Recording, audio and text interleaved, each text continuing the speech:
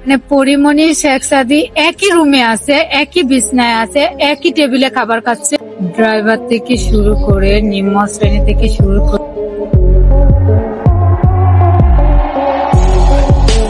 পরিমণি তার ব্যক্তি স্বার্থে এমন কোনো কাজ নেই যা করতে পারে না।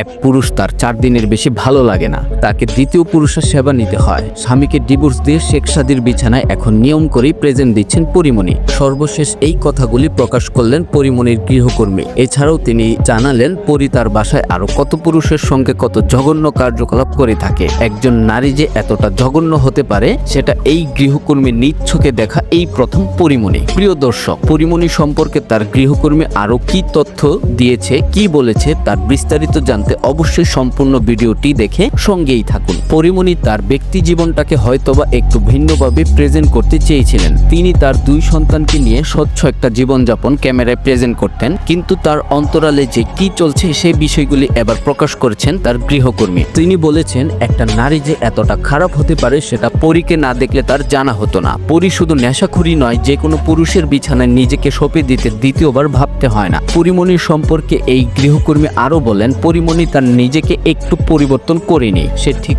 আগে যা ছিল এখনো তাই আছে।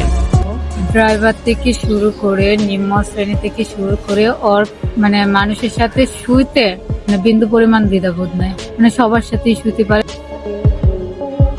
তফাৎটা শুধু এখন আর বাইরে নয়, নিজের বাড়িতেই ঘটায় একাধিক পুরুষের সঙ্গে অবৈধ মেলামেশা হতে নেশার জগতের কোনো কিছুই বাদ যায় না পরিমণির। সাদির সঙ্গে বিয়ে হয়েছে কিনা সেটা তিনি জানেন না, তবে সাদিকে যে প্রতিনিয়ত নিজের বিছানায় ডাকেন পরি সেটা তিনি নিজের চোখেই দেখেছেন। মানে পরিমণি শেখ সাদি একই রুমে আছে, একই বিছনায় আছে, একই টেবিলে খাবার খাচ্ছে। তাহলে ওনারা বিয়ে করছে না করছে সেটা তো আর আমি জানি না। মানে এটাই তো, এখন সবাইকে নিয়ে যদি শোয়া যায় তো এখন আপনি কাকে ডিপেন্ড করবেন যে সব। এই তরুণী বলেন পরীর বাসায় সে কাজ করে দীর্ঘদিন ধরেই, এতদিনে তার মুখ খোলার সাহস হয়নি, কিন্তু এই পাপের নর্দমায় থেকে থেকে তিনি এখন অতিষ্ঠ। নেশা করে পরী তাকে মারধর করেন এবং বলে এভাবে সাদিও তাকে বিশেষ মুহূর্তে মারে। পরীর এমন নির্যাতন আর মানতে না পেরে তিনি মুখ খুলেছেন। গৃহকর্মী বলেন শেখ সাদি তাকে মাঝে মাঝে এমন ভাবে ব্যবহার করে যে পরের দিনে পরীকে হাসপাতালে ভর্তি হতে হয়, যে কারণে ঈদের আগেও হসপিটালে অ্যাডমিট হয়েছিলেন পরিমণি। প্রিয় দর্শক, পরিমণির সম্পর্কে তার গৃহকর্মী যে অভিযোগগুলি তুলেছেন সেই বিষয়টি আপনার কাছে কি মনে হয় জানিয়ে দিন কমেন্ট বক্সে।